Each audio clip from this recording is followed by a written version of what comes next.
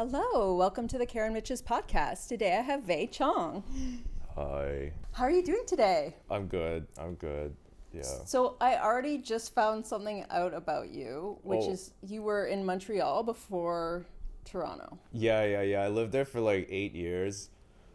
I kind of just went there by accident because I was working at a place in Kingston, and then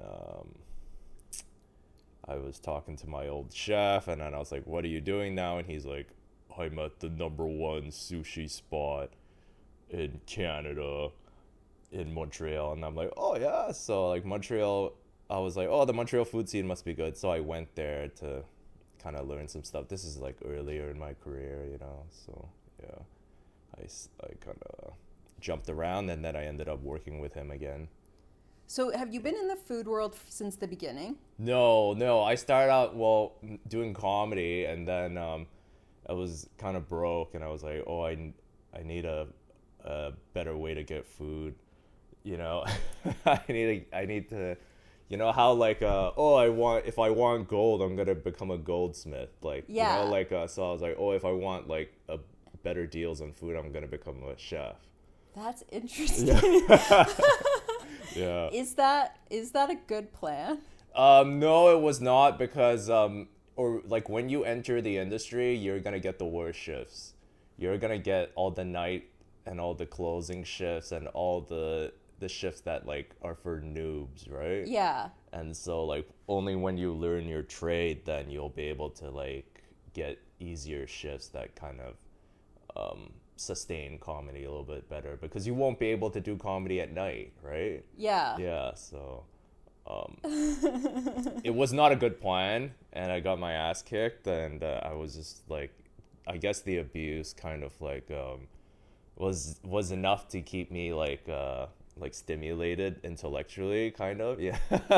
Like the abuse of working in a kitchen? Yeah. As Was it like when a young guy goes into the military and it like shapes him up? I guess so. Like kind of worked in offices before and stuff, and didn't really pan out. So you were in Montreal where are you from originally? Well, I'm from Malaysia. Yeah, so I was born in Malaysia, and if you know where that is, and I moved here when I was like 14. Yeah. Oh, really? Yeah. You don't have an accent. Yeah, I get, like, originally I did, and then I guess I got bullied enough that the accent kind of disappeared. Yeah. 'Cause 14 is like a weird age. Like usually, I guess, yeah. Yeah. Like I feel like if you'd come from England at 14, you would have kept that accent. Yeah, I think maybe I just stayed enough here that like I acclimatized, because you start by learning words, and then you learn phrases, and then you learn kind of intonations, and then you won't get beat up anymore. Yeah. Or you won't like kind of stick out like a sore thumb and be like, hey, where's the rubbish, guys? And they'd be like, Did you come to Toronto? Yeah, I came straight to Toronto. Okay. But this was my summer home. Like we used to come here like when I was small, and then I was like not aware that this would become my actual home. Oh. Yeah, because a long time ago, no one wanted to live in Canada and Toronto, right? So my parents saw that there was kind of loophole, like if you own property, it would help you get permanent residence way easier. This was like when no one wanted to live here. Like, where did you guys want to live? Here, like Canada. But not in Toronto. No, it was Toronto. Yeah, it was Toronto. Okay. Yeah. Because it seemed like a really nice place at the time, very attractive for Asians, because like there's no crime here, like there's a lot of space, and at the time, not now. But you just started coming over in the summers. Yeah. Like just a few times, and then one day when my my parents were like, all right, we can't afford this school anymore in Malaysia. They're like, you're gonna go to Canada because the school's free there. And I was just like, I don't know anything. It's not a great selling point if you're doing something because it's free. So then did you really get bullied a lot? I wouldn't say I got bullied a lot. Maybe like the initial like first year I was like, what is this? Like I don't know, like I don't know anything. They don't like the things I like, you know? Yeah. And everyone talks in this like nasally North American accent. They're like, oh, get the bike, Jerry, you know, like and then I'm like, me, like I'm just fresh off the boat, right? But I'm not like the usual fobs, you know, like because they speak another language. I'm kind of like I think it's a 1.5. That's what they call it. So wait, you don't speak another language? I do, but it's not very good. Like I kind were of. you were already speaking English in Malaysia? Yeah. Oh, okay. I went to school. I went to English school there. Is Malaysia near Singapore? Yeah. Is it similar? Or is that rude? I'd say Singapore is more developed. Okay. Were you guys colonized by the British? Yeah, both of them were colonized by the British. Singapore actually was part of Malaysia, but then they got kicked out of the kind of parties and stuff. Yeah, and so they get kicked out for? No, they got kicked out of Malaysia. Yeah, because I don't know what was happening before, but their policies weren't aligning with the Malaysian policies. Ooh. And so they just got. Was it like a religion thing or an economic thing? I'm not sure. I think it would have been like race-based or like a I'm not really a. I am actually a history major, like, but I don't know the history of Singapore that well. Yeah, that's cool. I'm a history major as well, and it's weird when you love history, but it's like doesn't mean you love like all history. Yeah. That was the one I didn't read. For sure, that was the one I didn't read. What is your favorite part of history?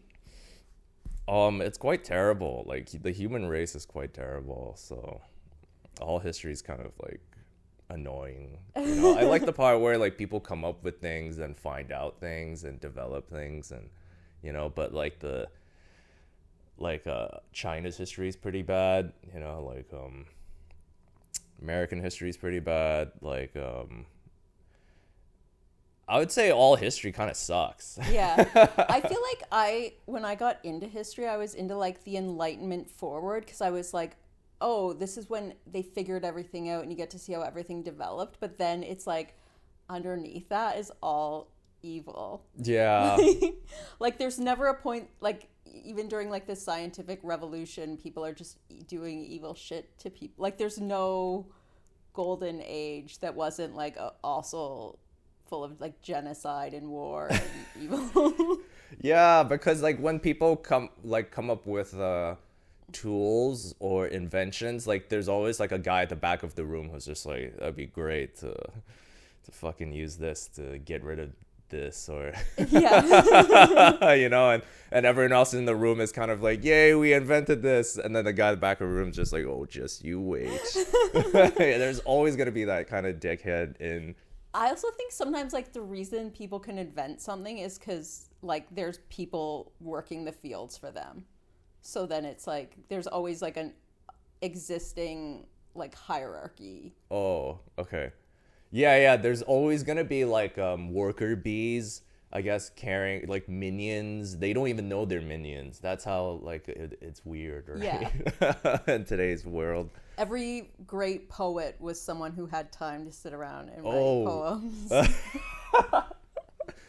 Maybe. You have some people that kind of just break through the system. Yeah. But So, when did you get into comedy? Third year of university. And when I was in school in Ottawa, I went to Carleton And I always had like a desire to do comedy. I was always like making a lot of jokes. I would read Mad Magazine when I was a kid.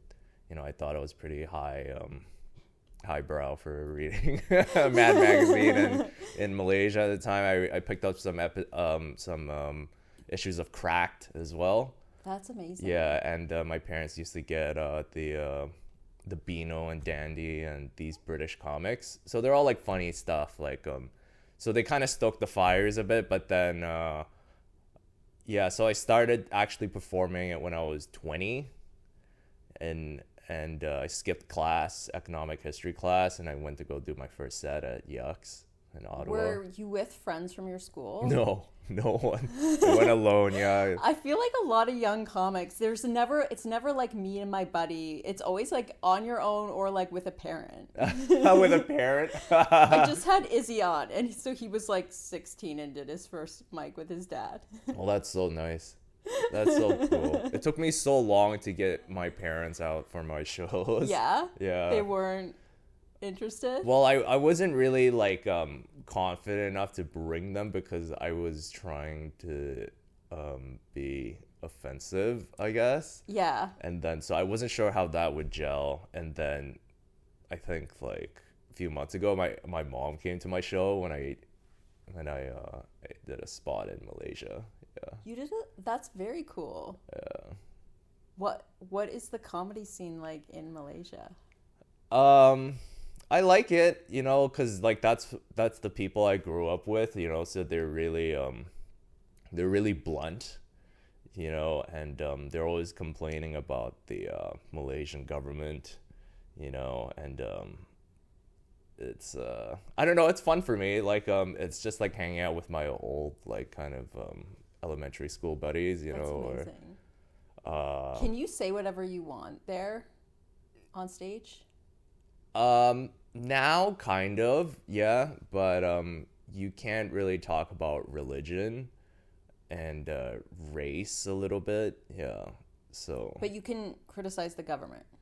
Government is kind of, you can talk about them a little bit now, but I'm not really the one to ask about this. Like they are, because they get in trouble a lot, like the Malaysian comedians. So like because you're a foreigner, you're sort of... I wasn't even allowed to perform there, and I did like 4 sets there. And my name wasn't even allowed to be on the poster. They were like, I kept asking them, I was just like, yo, why am I not on the poster? Then they're like, dude, you're Canadian, right? Can you just shut up and just do the spot? Like, you're lucky that we even let you on the show. And then I was like, oh, okay, I get it. I get it though, because like your mom's going, and I would want the poster to sort of show friends back Right. home. But you need a permit and everything. It's crazy there. Wow. Yeah, like I would, like I'm actually confessing a crime right now. Oh man, ICE is coming. Malaysian ice. It's too bad there's no ice there. Oh, it'd be an amazing show. Yeah, someone just like kind of what is the term? Like someone swats you. They just like they call in a fake threat, and then like a SWAT team just comes right in. Jesus Christ, it's not cool actually. Don't do it. Leave Karen alone. What about you? When did you start? I started, I guess 3 years ago, just like here in Toronto. Oh, okay. Did my first mic at Keys Comedy Club. Oh, shit. I'm sorry. That was your first mic? That must have blown your mind. You must have been like just thrown into another dimension. Oh, yeah. I have a bit about it. I think I have the quintessential Keys bit because I had the most fear for my physical safety. Because I think most people, by the time they go there, they already know people in comedy. So the venue is weird, but you're like, oh, there's all the people you see other places, right? But I was just seeing a whole bunch of like grown-up men I'd never met before. Oh, okay. I thought there was one girl on the show because he posted the list, but it was Madison. You thought he was a girl. Although Madison, at least, like, he came later and he like came up and like introduced himself and shook my hand, and like no one so far had done that. Aww. It's just like cool guys, like. That's a nice experience, because I remember when I first did my first spot, like I just I got like one laugh, and I talked to like this guy and his wife, and his name is Russell Brand, this comic in Ottawa, and he recorded my set actually, and he recorded him on like some camcorder, and he uploaded it, and it was like 360p. It was like, or it was just really pixelated, and I remember getting a laugh out of that, and then I was like, oh, that's cool, you know, like that was the first time I was like, this is nice, like this is what I'm gonna throw 17 years of my life away for. Hilarious. Yeah. So then in Ottawa, like you were at the Yucks, they've got a thriving scene there. It's good. That's a good scene. Yeah, you got some good rooms there. And then you went to Montreal. Oh, no. Then I came back to Toronto, and then I went to Montreal. Okay. Yeah. Just bounced around, yeah. What year did you show up in Toronto? Maybe like 2 years after I started, which was 2011. Okay. Yeah. What was the scene like back then? Lots of rooms, underground rooms too. Weed rooms. You could go smoke weed inside of the rooms. Did you go to Puff Mama's? Yeah. It was at Clandestiny. Remember seeing Joe Rogan for like $10 at Clandestiny. Yeah. Amazing. I did. Yeah, it was just a bunch of like one-off rooms sometimes, and it's basically almost the same as right now, except there's less like there was less IG people, and it was more like YouTube video kind of people. Yeah, people uploading their stuff on YouTube and SoundCloud. Did you have any socials back then? I did, but I mean, like, I still kind of don't know how to make things go viral. So it doesn't really like matter for me, right? Yeah, I post tons of stuff and nothing goes viral. Yeah, I don't know, like, I think it's just the love of the game. You kind of have to just like perfect what you're doing. Like, if you're not like let's say you're not like getting that virality or that fame and fortune, like that's good. Yeah. Because you want to work on your craft. You don't want to get discovered yet. Are you ready? What like like what happens if like immediately like David Letterman's like, oh, like can you do like 10? Yeah. At like Madison Square Garden, and then you're like, oh. Like I think it's different for everyone has a different journey, you know. Yeah, so, I think so too. I wouldn't throw shade on what you're doing. I guess you have a nice setup and nice. It's working. I guess you're having fun. Yeah. And maybe you'll get some sponsors. Do you have sponsors? Oh my God, I would love a sponsor. Yeah. So when you left Toronto to go to Montreal, what was that like? Well, I guess I became kind of a pirate because I worked in some kitchens, and then I had seen some stuff, and I was like, I got offered a position in Kingston as a kind of like a sushi training guy, like a guy who was going to learn sushi. And then they trained you? Yeah, sorry? They trained you? They were going to, but then I worked there a little bit, and I was like, I'm kind of not down with this place. It's kind of boring, and I just talked to my old chef, and he was just like, well, the food scene's really good here. And then I was just like, it's 2 hours away. Like, let's fucking go. Like, I've never been there. Like, I'm supposed to travel. Yeah. You're supposed to travel as far as you can to learn as much as you can. So I went there, and then I just blew like 8 years there. It was amazing. Montreal is a really great place for food, for comedy, for independent film, and music. and I did all those things. You know, it's a really good experience, and they support their artists a little bit more. There's more funding for the arts there. Yeah. So like, I got funding for my movie. What was your movie? It's called the Jerkoffumentary. It's this porn addiction film, porn addiction documentary I made. If you know. And it's literally called the Jerkoffumentary? Yeah. That's amazing. Why didn't I know about this? Oh, you should have looked it up before. Can we watch it somewhere? Yeah. It's on Fossum. It's on Amazon. It was on YouTube Movies, but then for some reason they kicked me off it. I guess it wasn't getting enough numbers for them, but I was like, whatever, you know. Yeah, so it's just on Amazon and Fossum. Okay, that's amazing. Yeah.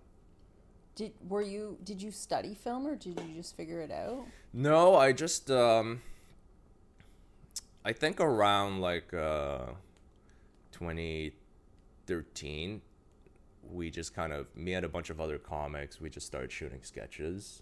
We had a sketch troupe, and then so every week we would have meetings about what to do in the next week, right? So so one guy had this idea for he was like, oh, there's this thing that people are doing online. They're not having sex or masturbating for 90 days, and then they're obtaining superpowers. And then so the first time it didn't pass in the sketch troupe vote, and then the next week he brought it up again, and then the vote passed. And you did a sketch on it? We didn't do a sketch because the sketch troupe had dissipated. So we were like, why don't we just make the actual like whole fucking film? And then it was like a little bit of deliberation, and then we were like, okay, you know what? Let's go for it. Let's just shoot every week. We'll do it bit by bit, and we'll see how it goes. So is it about people trying to abstain from jerking off? Yeah, like it's like a race. Is it you guys? Yeah. So it's like the contest in Seinfeld. Yes. But you're also trying to get superpowers. Well, like whatever happens, kind of like we see what happens. It's like a documentary, right? But they're comedians, so it was kind of easier to get them to talk on camera about how they felt, how they were suffering, or like they were having a good time. Like, but they weren't having a good time usually. So, yeah. So we filmed that, and then I moved to Montreal because we had no idea what to do with this footage. Like, we watched it sometimes and we'd be like, this doesn't make any sense. Like, this is weird. So I had just gotten fired from like maybe my second kitchen job in Montreal, and I was just like, this dream is dying.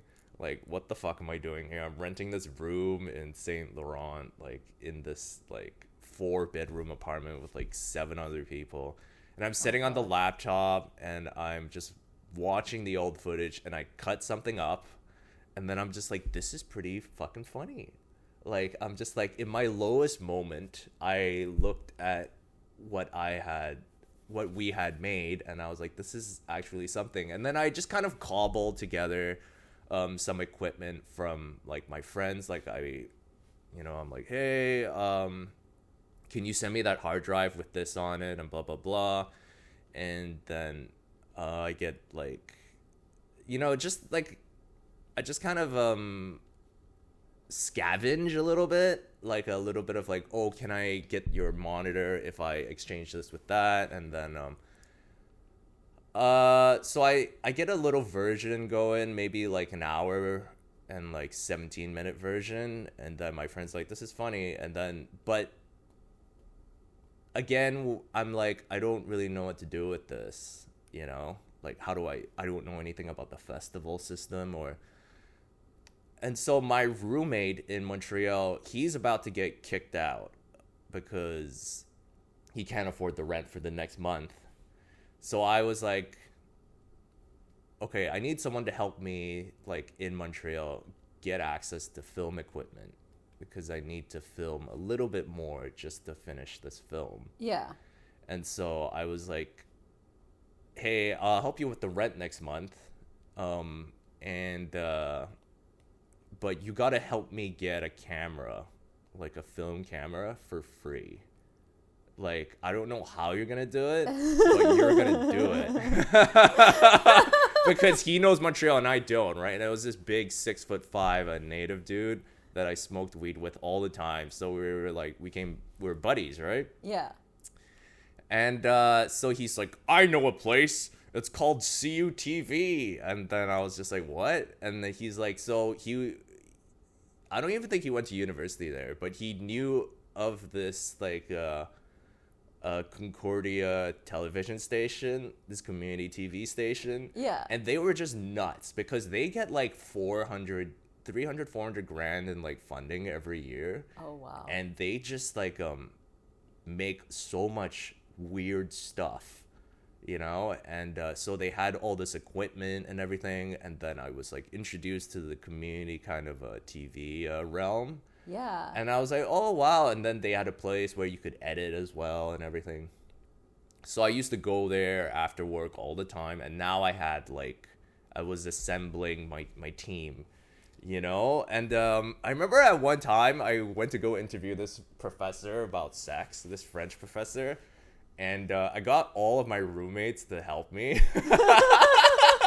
Yeah, and because like one guy spoke French, like one girl spoke French the best, and like the other guy held the camera, and I held the sound recorder, and yeah, so it was a nice little like ragtag band, you know, and yeah. So we kind of like get some footage, and then I'm like, nice, and then like only like maybe a couple years later, after we get like a grant, then we finish it, you know. So, well, and a producer. So, yeah. It took a little while. It's a So you documentary. were making it over a long period of time, Yeah. and then you got the money, and then Yeah, like kind of like I would always get sidetracked because a lot of people would need help with their short films, Yeah. and music videos and stuff, and I was always like, yeah, you know, I'll give you a hand, you know, because somehow I became like, people called me like the best editor at CUTV somehow. But you did not study editing. No, but I just kind of figured it out. You have a history degree. Yeah. That's crazy. Well, it was because the timing that we get from doing like comedy, I feel, really helps us with the kind of view that we have on how to take on film. I think you know what I'm saying. Like, people always say like theatrical writing is like, when you write for the theater, you can write for film because it's the same kind of pacing. Yeah. You know, and so I always felt like, you know, comedians and film are a great match, you know, a great match in heaven. You know? I never thought of that. I guess like the main editing I do is like my podcast clips, which I think I get good clips. That's good. Yeah, I see it. That's good. Because you have to like catch like the joke, and there's the lead up, but sometimes you don't want to have it too long or too short, so there's a lot of choice in there. Yeah. And it is kind of similar to like when you're writing jokes, like how long am I going to set this up for? Mm-hmm. Yeah. So you already got like all your on stage like practice, right? Mm-hmm. So like when you're editing like footage, you'll have the same kind of mindset, right? Like, I know how long this is gonna be, and that. I just remember helping a couple of short films with some friends, and I remember helping this one lady in Montreal. She's my friend, and people didn't want to help her on her short films because she was always like, I don't want any swearing, I don't want this, I don't want that, and everyone was like, oh man, don't work with her, you know. And I helped her, and we got some short films like everywhere, like festivals, like here, there, like it was on TV in the States, and like it was like, man, like that was because of me. Like, I should, you know, I'm gonna take that effort and put it back in my own project. Yeah. You know, but I got like the practice and experience, you know, from helping other people. That's really cool. Because you can have like little amounts of time that you just help other people, you know.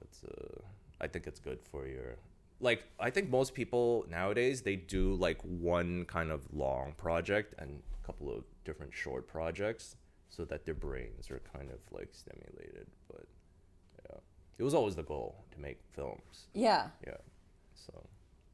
So then what did you, like, once you had the documentary finished, like, what did you guys do with it?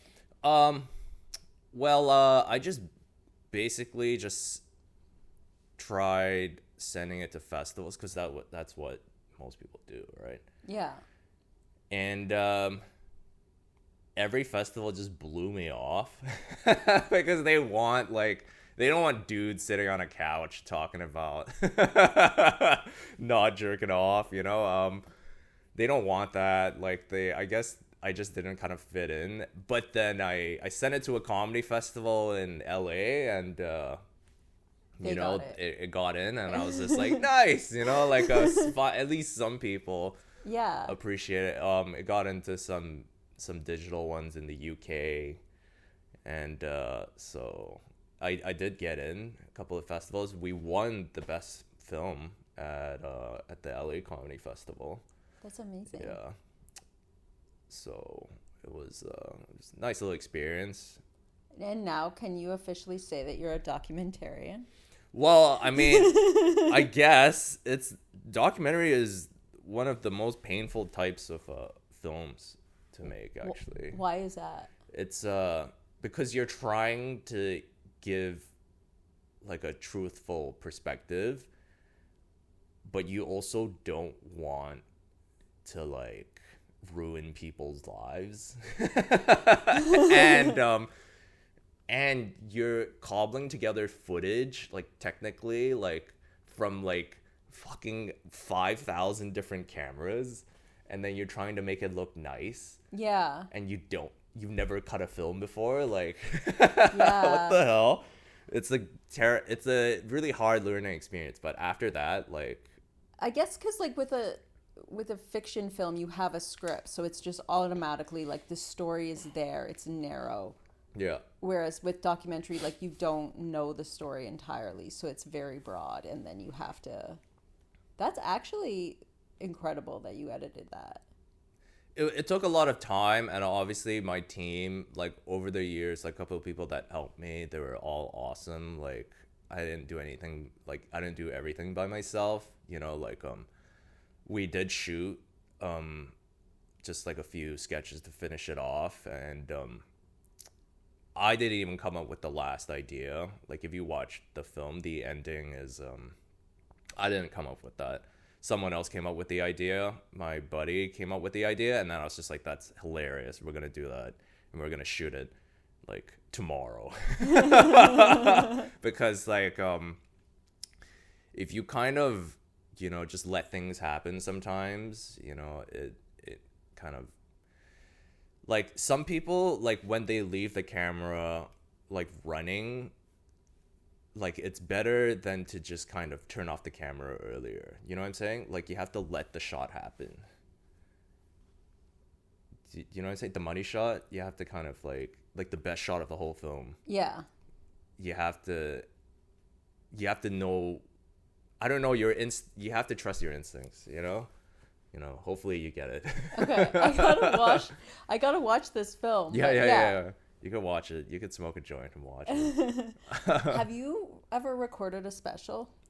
No, I have not. I've helped so many of my friends record specials and stuff, and I haven't. Because I've started to talk to people, like Ray Gallimore told me she was going to edit her own special, and then after she edited it, I was like, so how was that? And she was like, it was such a bad idea. Like, because and it looks good. Like, I've seen the special. It looks good. But she just said it was so much harder than she thought it would be. And now when she watches it, she sees all these mistakes. Shit. Which I can honestly say, it looks good when I watch it.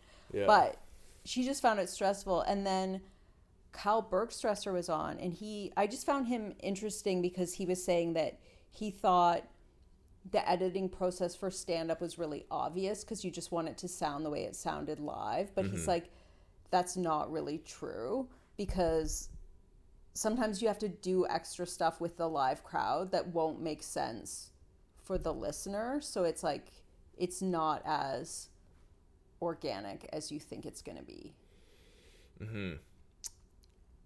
I don't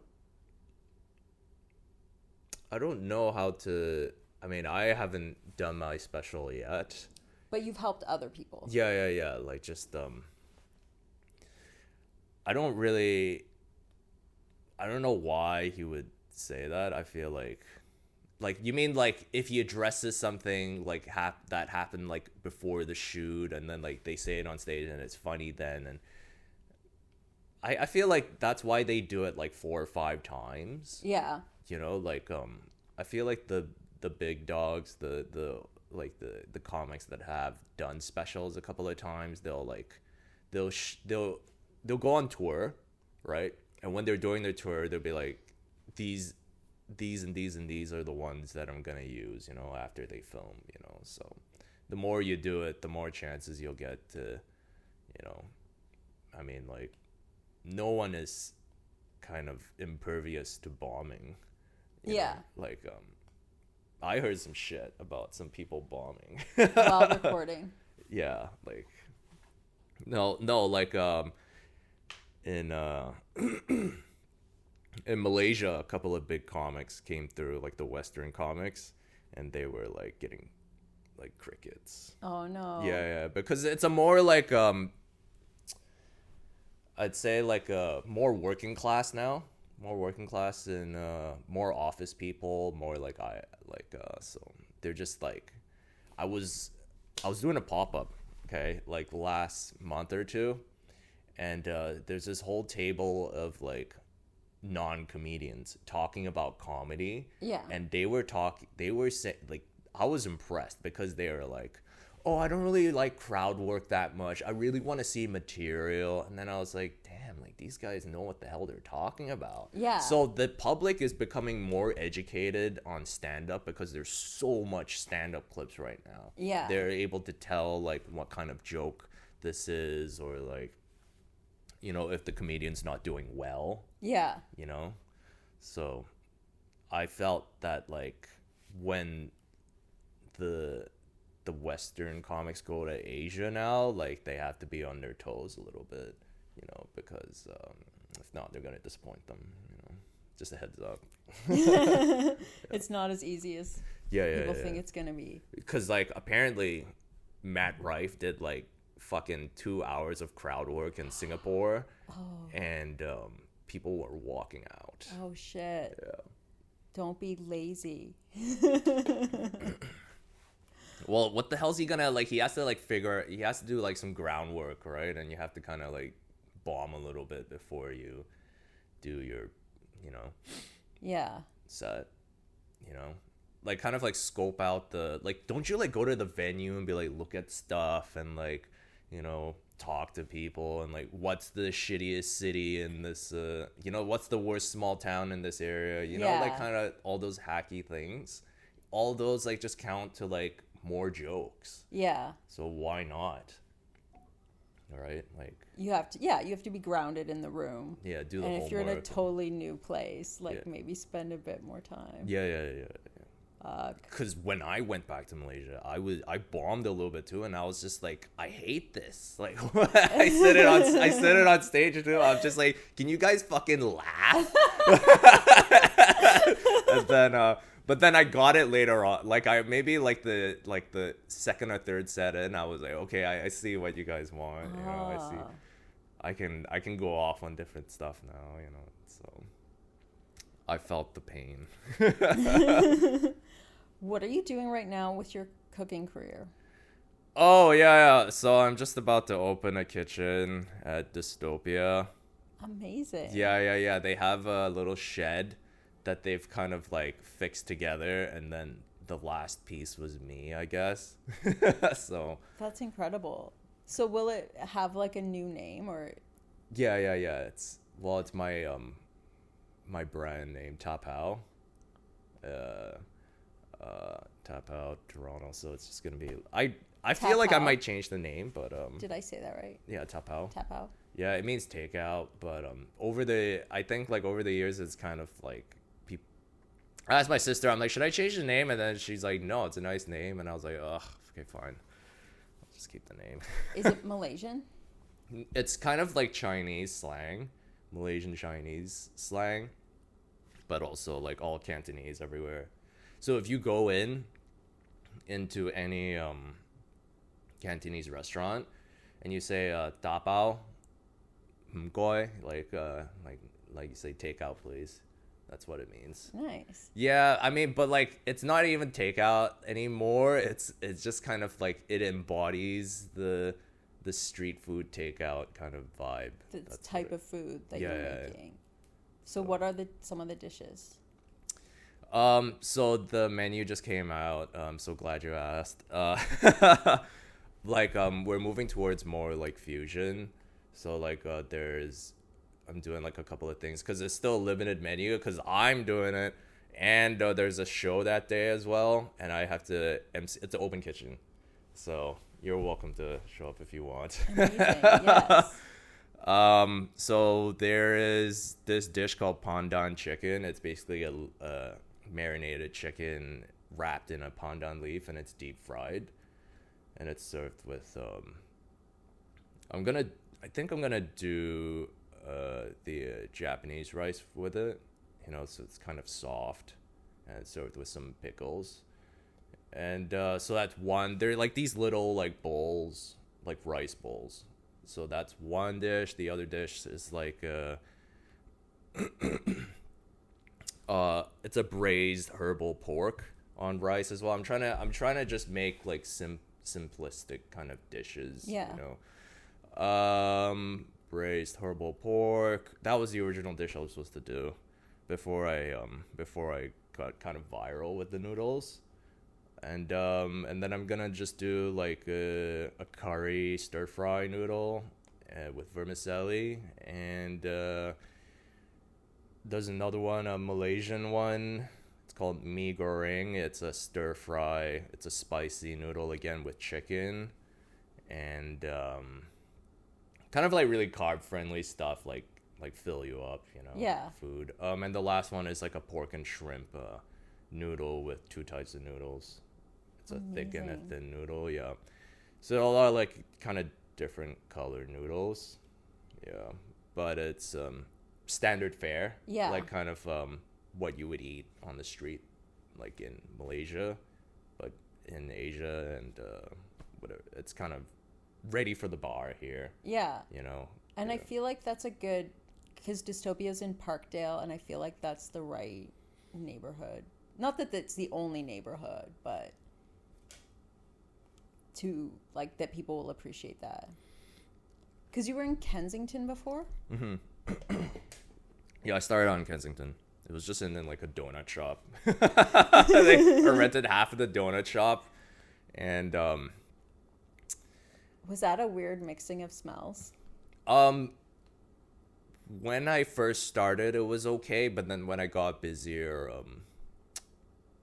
some people on the donut side weren't happy with because I was just doing the pork and shrimp noodles. Yeah. They weren't happy with the smell. Yeah. Like, because for some people it smells like heaven, and for some others it's like, I don't want to smell seafood while I have my donut. Yeah. Like a kind of uppity hipster I kind vibe. of get it though, because it's like it is kind of magic when you walk into a food place and you smell the food of that place. Yeah. So you want to smell the one you're going to and not another one. But it was a good place for me to get my kind of chance to learn how to run a place by myself. Yeah, that was your first time on your own. Yeah. I did try it, and like I had like I was trying it a little bit in Montreal just to test. Like I would always like go to my chef and be like, hey, what do you think of this? Can we put this on the menu? He'd be like, tastes good, but it's too similar to something else. And then I was like, okay, whatever. And only in Toronto is when it kind of bloomed. Yeah. Did a little bit better, so. Do you think it's easier to do stuff here, or it just happened to work out at that time?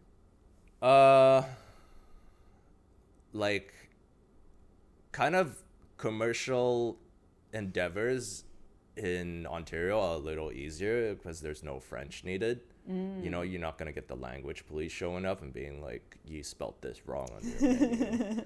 Or like the sign should be in French, you know, and then you're like, ah. But there are like, I did get like shut down like at Kensington because apparently it was a illegal operation because the landlord told the donut guy that the lease said that it was only baking. Oh. So that's why I had to I got kind of booted out. Yeah. But it was a good experience, and because you- I was getting too much notoriety and stuff. You know? Yeah. Good experience. Yeah. Yeah. You only had the baking license. Yeah, that's what he said, and so he was always trying to ask me to, like, the guy I was leasing it from, the guy who owned the donut shop. He was telling me to keep it low key and to kind of like, because the blogs were like, oh, you only do one thing? That's crazy, you know, and just trying to like blow me up and shit. And then I'm like, oh, okay, you know, like, it's good for business. Yeah. But, and then I get the call, and the donut shop owner is like, hey, we got dinged, you know, by the actual owners, so you gotta close your shop. And I was just like, you POS. So are you now in like a rivalry with this donut shop? No. He's good. Is he your nemesis? No, I don't care. It's fine. Do you have any enemies? Do I have enemies? Even if I did, I wouldn't even give them any light of day. Too much. You're just focusing on the positive. Yeah, because I feel like over time, all kind of squabbles kind of fade, you know, like except for money ones, you know. Where people owe me money, you know who owes me money. Get that shit back to me. I love it so much. Are your parents still in Malaysia? Yeah, they're still in Malaysia. Okay. Yeah. Do they come to visit? No, they can't leave. Oh, fuck. Yeah, they can't leave the country. But you go back. Yeah, I go and see them. And where's your sister?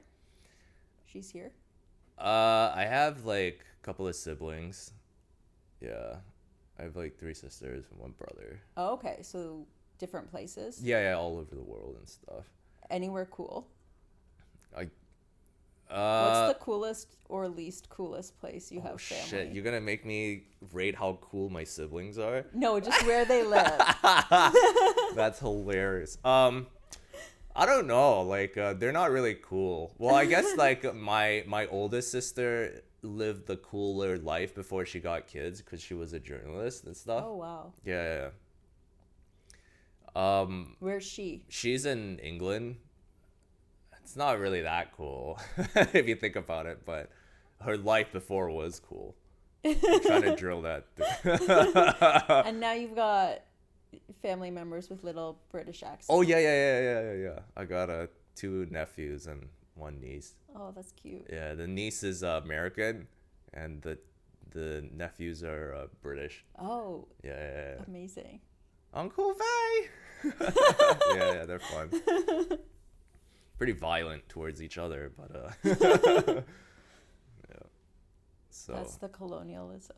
Oh. Yeah. Yeah, my sister in New York, she's cool. She used to work as a curator and stuff at the art galleries. Oh wow. Yeah. That's very cool. Yeah. So she was always you know, like the last time I went to New York with a comic friend of mine, she was like, what are you guys doing? You know, what are you guys gonna do? And then I was like, and before I said anything, she was like, so you guys should go to the MoMA, because if someone asks you in New York what you did, at least you can say you went to the MoMA, right? And then I was like, oh, okay, good. Because I do like art, you know? And so I took my other comedian friend, his name is Kajan. I took him around, and he doesn't really know anything about art, so he was trying to touch everything, and yeah, so it was fun. That's amazing. Because we're in the Uber, me and Kajan, because we go to like Output, we go to like some like stupid club later, because he's trying to pick up girls, and I'm just like kind of wingmanning it for him at the time, and so he fails all night, and so we're in the car, and there's a girl in the car as well, because the Uber there is kind of shared as well. And then so she's like, oh, where are you guys from? And then we're like, oh, we're from Canada. And she's like, oh, what you guys doing today? Right, we guys today in New York. And he's like, well, we went to the what's it called again, Vei? Or he's like, we went to the Momo, and I'm just like, oh, you son of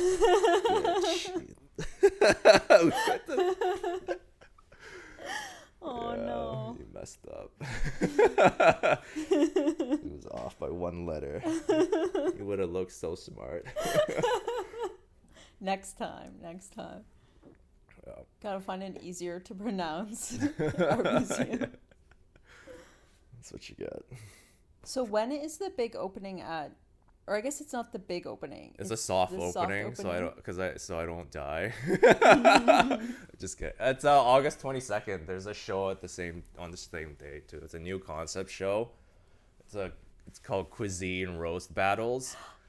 Oh my god. Yeah, if you want to try to do it too. I'm out of town on the 22nd. But will it happen Yeah. again? We're gonna do it again. Oh, okay, yeah. Yeah, I will try to get a one on there. Just So how does it work? different cuisines roasting each other. Yeah, so like we got Portuguese versus African, like Amanda Custodio versus Derek Kalala. That's amazing. Yeah. So like they're making fun of each other's foods, and obviously they can make it spicy, and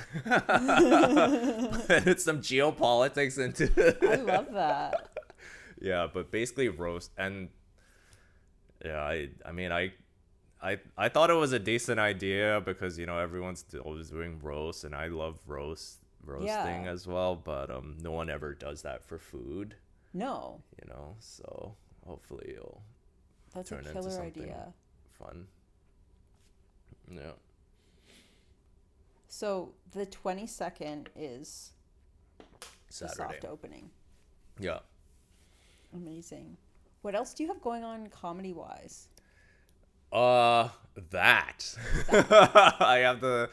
I guess that, and I was just doing mics. I was doing a lot of like weird mics. Like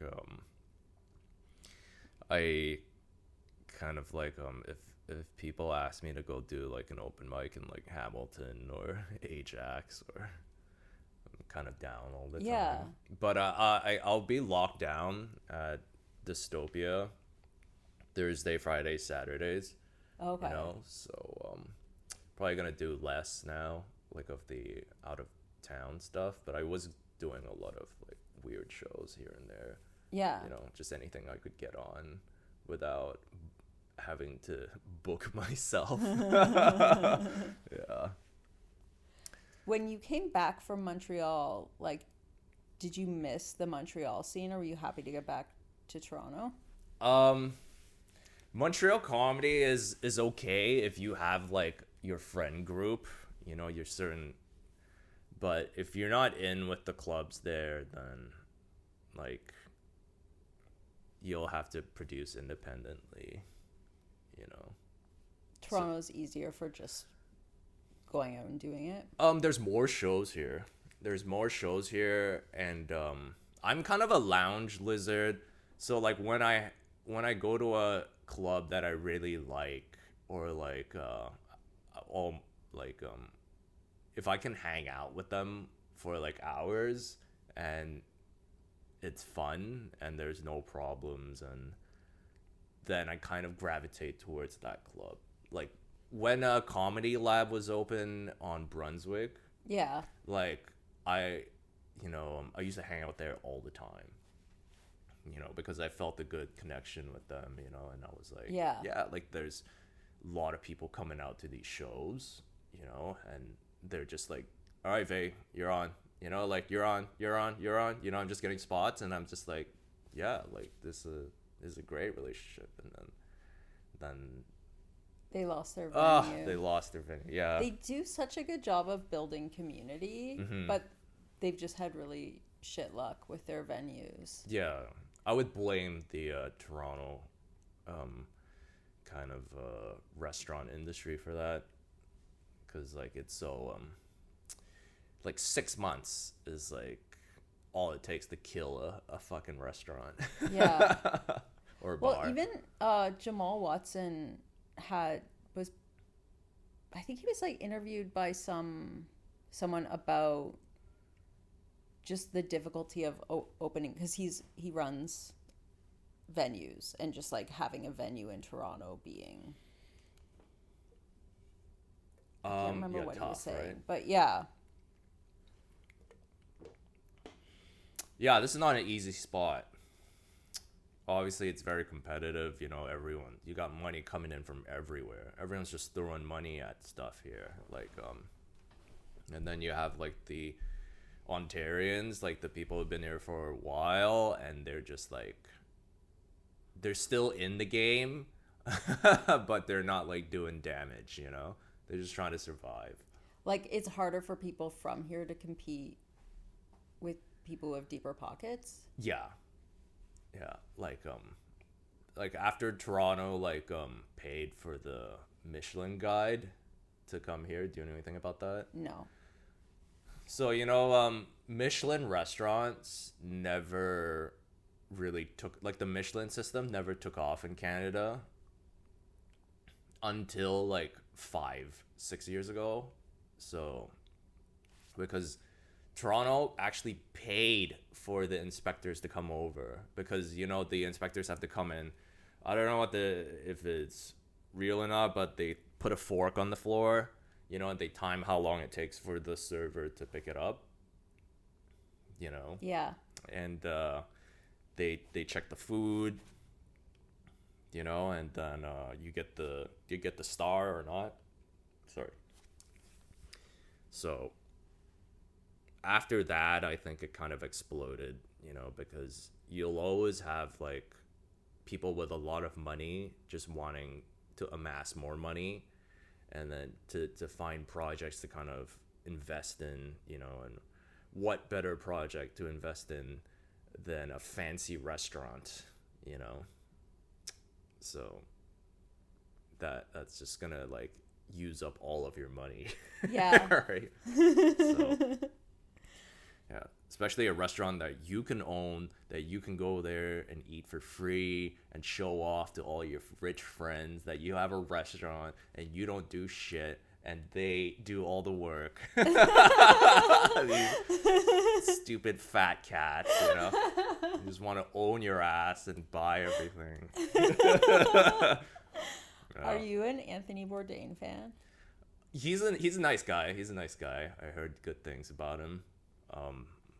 My sister went to a party and he was there apparently a couple of years back. Some guy in my school was on the same cooking show as him.